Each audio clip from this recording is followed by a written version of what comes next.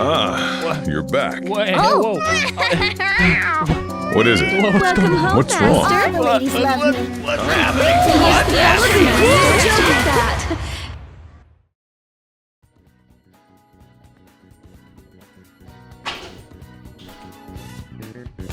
I played and beat Persona 5 Royal. It was the first Persona game I ever beat, and I was not prepared for this game. Persona 5 Royal is an enhanced re-release of Persona 5 that came out in the West in 2020 and features a lot of extra content, much of which I was not privy to, considering I never played the original. The concept of living my life day to day as a disgraced high school student living in a sexy bachelor's attic within a failing cafe was something that was very new to me. Little did I know that I was going to meet a cat that can either turn into an armored vehicle or Kirito from Sword Art Online, join the Phantom Thieves, enjoy the nightlife of Tokyo, and for some reason, date my homeroom teacher. Persona 5 was nothing like I expected and has a mix of both things that are incredibly fun and creative, and at the same time repetitive and inconsiderate of my time.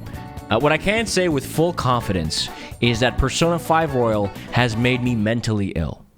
Now, whether or not I was mentally ill before playing Persona is up for debate and will be discussed by the council. Today, I wanted to make a video and regale my experiences with Persona 5 Royal because it really is a game like no other. I'll preface this by saying again, this is my first real Persona game. I played a bit of Persona 3 when I was younger on the PSP, but I don't remember too much about it, so a lot of aspects about Persona 5 Royal was very new to me. So let's start from the beginning. The game puts me in a flashy introduction where I'm robbing a casino before being betrayed and caught and subsequently getting the shit kicked out of me. Little did I know this would set the precedent for the rest of the game. So many things caught my eye, and honestly, it was a strong-ass opening. Vibrant, flashy colors everywhere, being introduced to the sick-ass UI and catchy music. The combat itself seemed very stylish and fast-paced. As someone, who's a big fan of turn-based combat, I was excited to see what the mechanics were going to be like. Overall, strong first impression. I was starting to understand the hype behind the game, and there was plenty of animated cutscenes to keep my rotted husk of a brain occupied. I was getting into character, man. I was really feeling like the Joker now. I'm the Joker, baby. No, literally, that's what I named the protagonist. I was often referred to as Baby Senpai, which was freaking badass. Now, within the story, Baby Kun got in heat for helping a woman in trouble. I underestimated the strength of bald men, as this made me a criminal somehow, and everyone treated me like one. My uncle Sojiro wanted nothing to do with me and stuck me in an attic, and the teachers hate me, and everyone looks at me weird. It was oddly like actual high school. They really did a good job at making you feel ostracized. Well, of course, until I met my good friend Ryuji. This is kind of the first point in the game where I felt like I was talking to someone who didn't want to see me fall into a wood chipper. I like him. He's an awkward, silly guy who can't get bitches.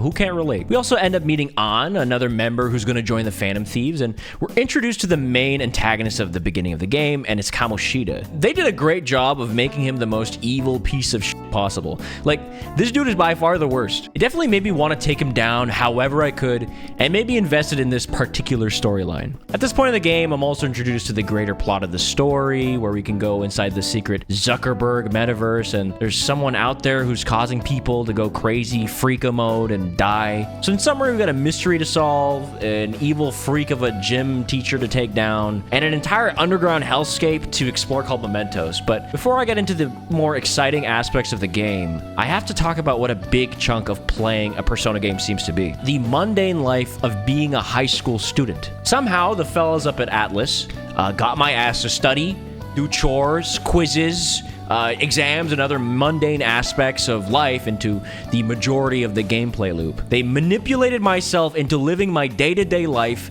more productively than real life.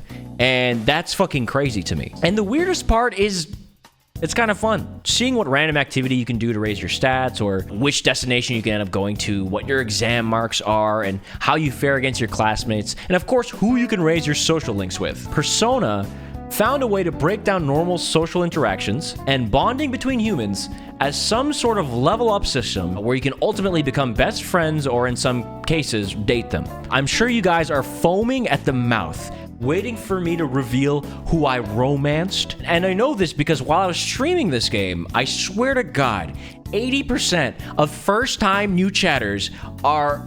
the first things they say is, who did you romance? Who is he boinking? It seems to be a thing a lot of people care the most about from my experience. All I can say is my choices are very interesting. We'll get to them at a more appropriate time. Yes, I'm keeping your ass here for the rest of the video.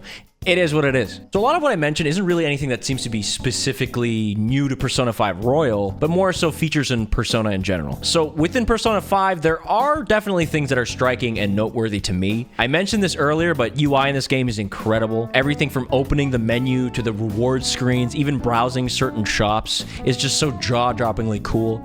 In a gaming era where most games are veering away from striking, stylized UI, this was a breath of fresh air. I'm realizing I'm sounding like a nerdy-ass game reviewer, so I'm going to try to tone that down. But as an artist, it's just something that I noticed and appreciated very quickly, along with the music. Oh my god.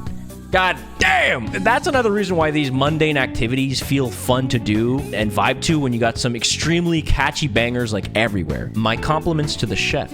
So something that seems unique to Persona 5 is the palaces, which are just the big dungeons of the game. I found sneaking around and doing the little puzzles pretty fun, and I always tried my best to finish the palaces in the least amount of in-game days possible. Sometimes they forced me to do it in multiple days and come back at a later time, which I didn't really like. It was super fucking satisfying to take down Kamoshida. They just wrote like the most realistically evil dude, and I was jumping up and down, clapping my feet together in excitement, watching his downfall. I think it's still one of my favorite villains and arcs from this game. And at this point, the gameplay of Persona 5 clicked with me. The puzzle pieces were starting to fit together in a little freak show of a brain. Live the life of a degenerate student, hone your traits so you become less socially inept, go to the next evil guy's palace, send a calling card, steal their treasure, reform them, and find out who the next rotten adult is to fix up while you rizz up your classmates. As I continue the game and progress through the palaces, I'm introduced to the next party members that join I'm the Joka baby in the Phantom Thieves. Increasing social links with them will increase our bonds together for the price of them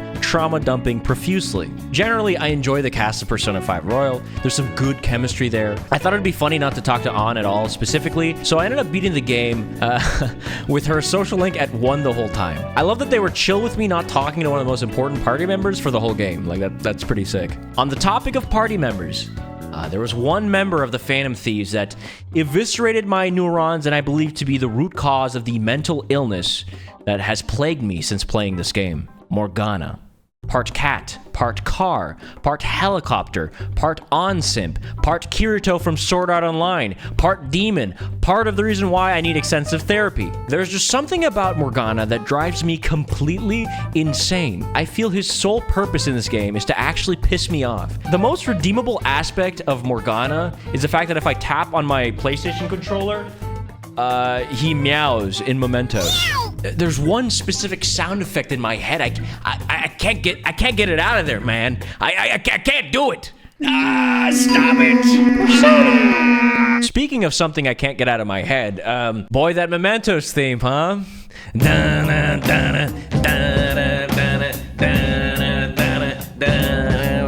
Hey, okay, I'm losing it. I need to ground myself. On another note, what was that about human Morgana?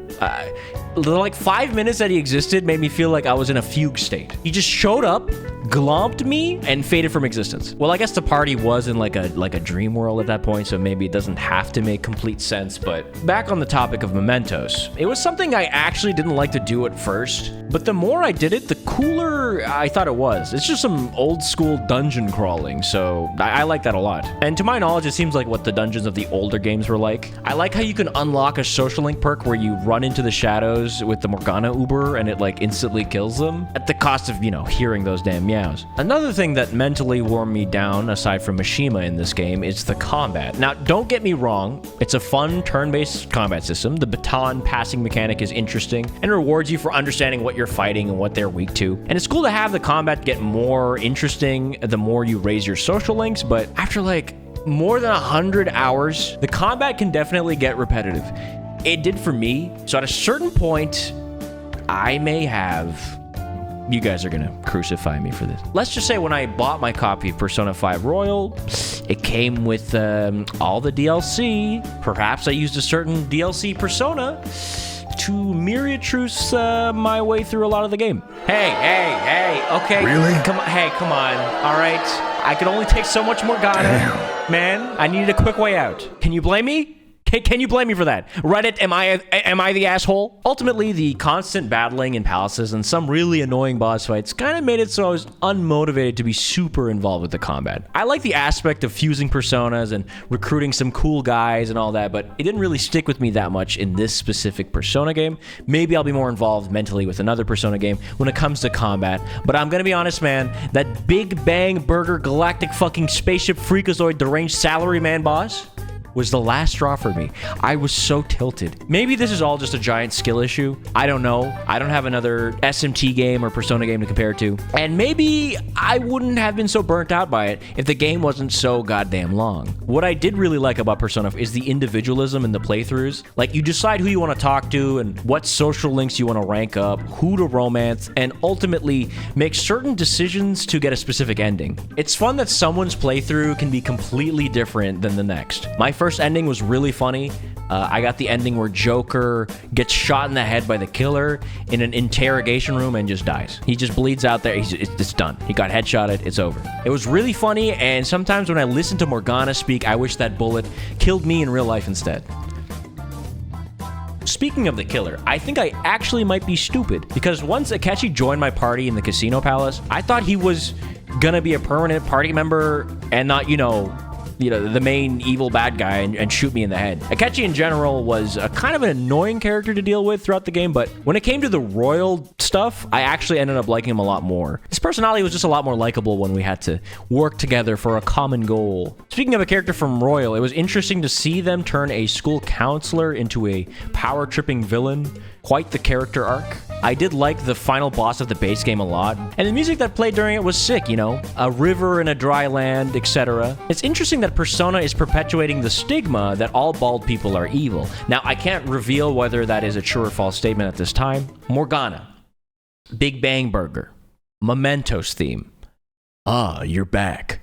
All things attributed to the altered state my brain is now after playing Persona 5, but nothing comes close to fucking with my mind than this game's romance options. Truly the most degenerate and devious things I've experienced in a JRPG so far. I heard rumors of what you can do in this game's romance options, and I put it to the test. I had relations with my homeroom teacher and maid, Miss Kawakami.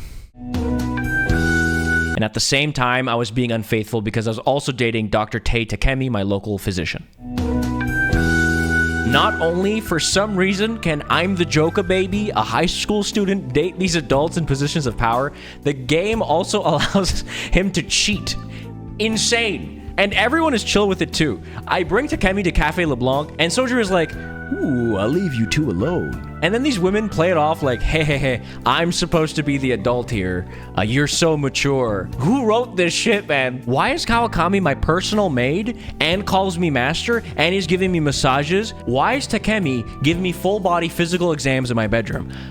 This game is deranged, man. Actually deranged. It is a disease. I do gotta give it to him. It is very entertaining. And I'm still baffled you could do that shit. They be smoking that good-ass Zaza at Atlas Studios. So I didn't realize there was consequences to cheating in this game. I realized on Valentine's Day when I got told off by Kawakami. I guess she shouldn't have placed her faith into a high school student. A tough lesson for her, but a meaningful one, I'm sure. Huh! Would you like me to clean? After all this madness, I was successful in getting the true ending in Persona 5 Royal, perhaps to compensate for the fact that I originally got the worst ending possible, and I'm rewarded in seeing my former therapist and enemy, Maruki, be the cab driver to drop me off. In a way, sending me off and confirming my journey's end in the wild ride of mental tribulations Persona 5 was. At the end of the day, despite the batshit insane things within Persona 5 Royal that have caused irreparable damage to both my psyche and general cognition for the rest of time, I had a lot of fun with Persona 5 Royal. I think the stylishness of the game and the fun of unraveling the mystery of the story is something that's going to stick with me, and it really makes me excited to try out the other Persona games. The next one I'm going to be playing is Persona 4 Golden. Let me know if that's a game you want to see me cover on the channel. I don't know if you guys like these kind of deranged type of videos. Anyways, I'll be streaming myself playing some Persona games on my Twitch. Now, if you'll excuse me.